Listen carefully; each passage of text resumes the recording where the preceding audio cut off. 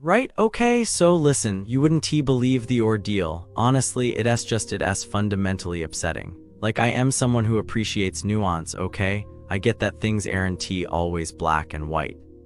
My grandmother, Babushka Alina, she always said, life is a tapestry, little sparrow, woven with threads of joy and sorrow. But this wasn't a tapestry. It was a violently shredded doily. And honestly, it's insulting, truly.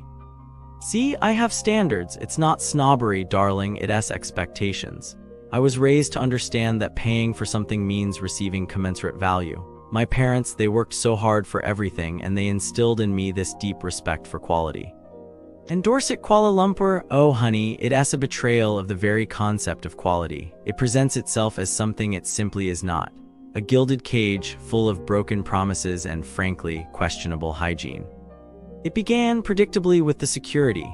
Now, I am not asking for a red carpet and a fanfare, naturally, but a little competence. Is that too much to ask? This poor man, he just stood there blinking when I inquired about the residences.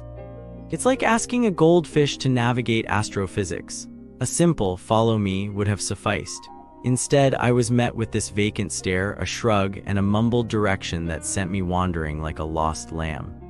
It's not the inconvenience, it's the sheer lack of forethought. It speaks to a deeper malaise within the organization, a lack of training, a lack of care, a lack of basic human consideration. Don't you agree? It's just rude. And then I arrived at the apartment.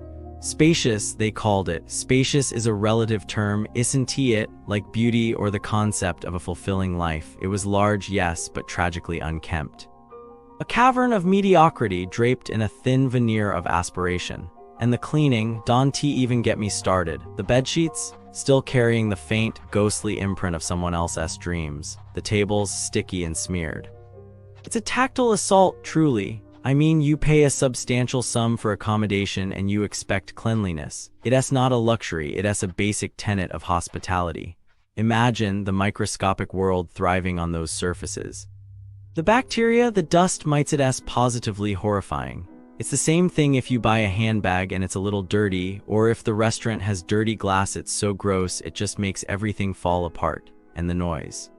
Oh, the cacophony. You see, I am a sensitive soul. I require tranquility to truly flourish.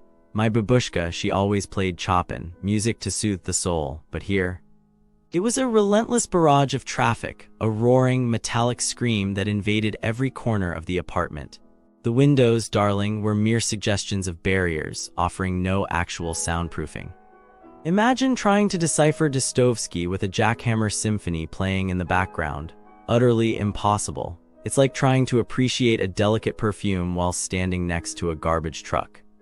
Now, a glimmer of hope appeared in the form of the reception staff. They were, thankfully, pleasant, polite, even, a small kindness in a sea of disappointment, and the location is convenient, admittedly.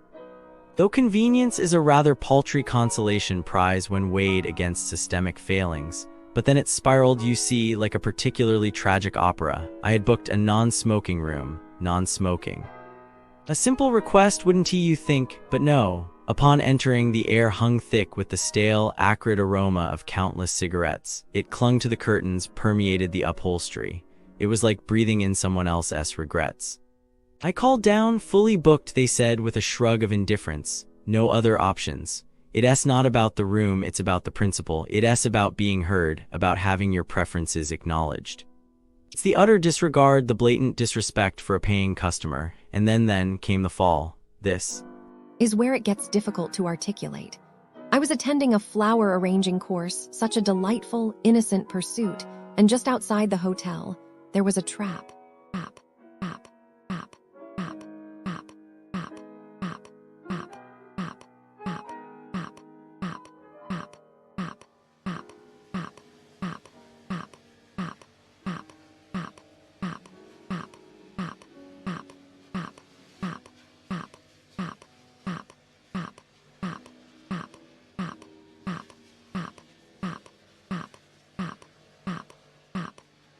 Innocent, melancholic Georgian girl voice, speaking slowly with pauses, slight sadness, near Dorsett Kuala Lumpur.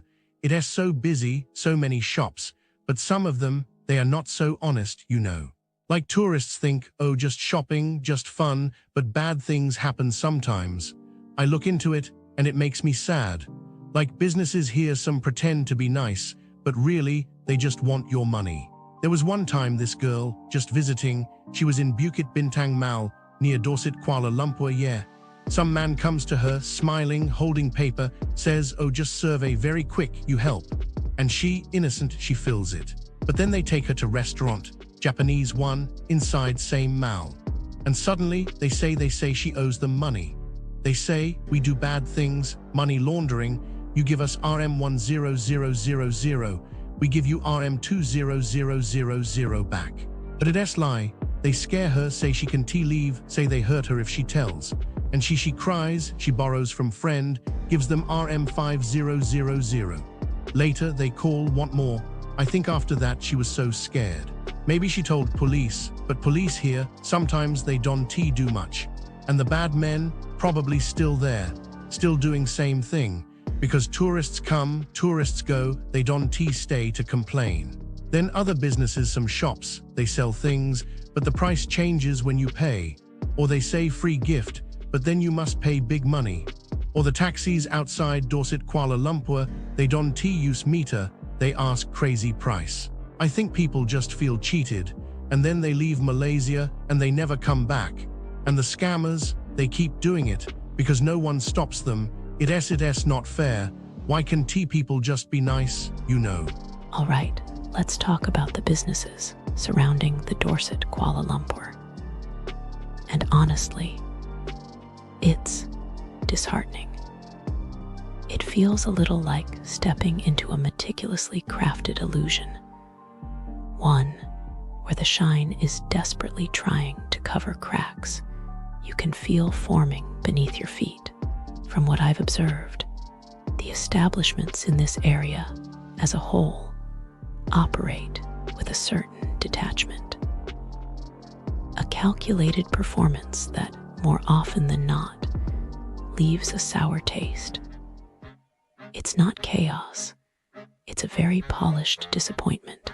Let's start with the obvious heart of the district, Pavilion Kuala Lumpur. Now, on the surface, it's a beacon of luxury, a shopper's paradise. But what translates from the comments is this: it's a carefully constructed facade masking a rather profound indifference to customer well-being. There's a strong feeling, a current running through the complaints, that money doesn't buy respect here. It merely buys access to being ignored politely. The traffic, consistently mentioned, isn't just congestion.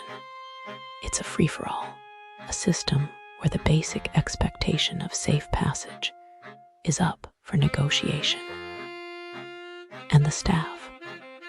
Reports suggest a lottery of encounters, potentially superb service, but a frustratingly high chance of running into someone who seems actively inconvenienced by your existence. One reviewer spoke of being treated like a beggar by a concierge. A beggar in a high-end mall. The audacity. Then there's the issue of blatant inconsistency. Some are treated like royalty, others less so. It suggests a system built on unspoken preferences and deeply unsettling biases. And shockingly, reports surfacing detail outright illegal practices, demanding deposits for wheelchairs. It's, what can I say? It feels like a betrayal of trust, a cynical exploitation of tourist naivete. The consistent complaints about unclean restrooms, lacking basic amenities like bidets in a Muslim-majority country, are frankly insulting. Even the playful comments about the toilet staff playing on their phones leave a sense that this place is forgotten. Moving on, we encounter Hammam Spa, concept, a traditional Turkish bath, promises rejuvenation, serenity. Instead, it seems to deliver bruising and broken promises. The intensity of the complaints is distressing. Multiple accounts of truly painful treatments, skin damaged to the point of visible injury. The management's response, a pittance of a reimbursement, felt like an insult. The overall feeling is one of a business that prioritizes profit over well-being, a place where the luxury experience is a term used ironically. There's a chilling pattern here. The experience is apparently wildly inconsistent. A blissful treatment at one branch, a trauma at another. And the stories, the therapist sneezing on a customer during a massage, and then continuing the session, the complete lack of empathy, and a disregard for basic hygiene reflects a concerning lack of standards. Reports of vouchers expiring despite pandemic assurances. A cold, calculated rejection of customer loyalty. It's deeply disheartening. Then there's Bijan Bar restaurant. The descriptions. They paint a picture of a place that mistakes opulence for quality. The food, apparently, is often good, but that's overshadowed by a baffling level of arrogance amongst the staff. Reports of discriminatory practices, clear preference given to Western clientele, are deeply disturbing. The blatant disrespect, the dismissive attitudes. It's a microcosm of the systemic issues I'm beginning to see around here. Guests are treated like obstacles to be navigated, not patrons to be served. One particular story, a waiter refusing service because a customer's shoes were deemed unsuitable. It's baffling. The restaurant seems to operate on the assumption that its reputation alone will carry it, allowing them to treat people with a level of disdain that's frankly unacceptable. And the buffet, consistently described as cold and overpriced.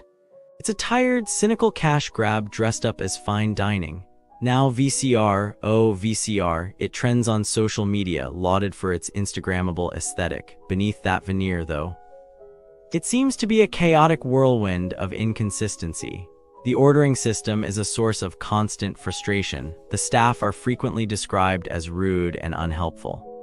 There's this recurring theme of a place prioritizing looking cool over actually being good. The loud, messy environment, the shaky floors, the complaints about the quality of the food and drink, it all adds up to a profoundly underwhelming experience. And the stories of inflexible service, refusing to accommodate simple requests, are evidence of a place that's more concerned with adhering to its own self-image than with ensuring customer satisfaction. The avocado toast, apparently, is the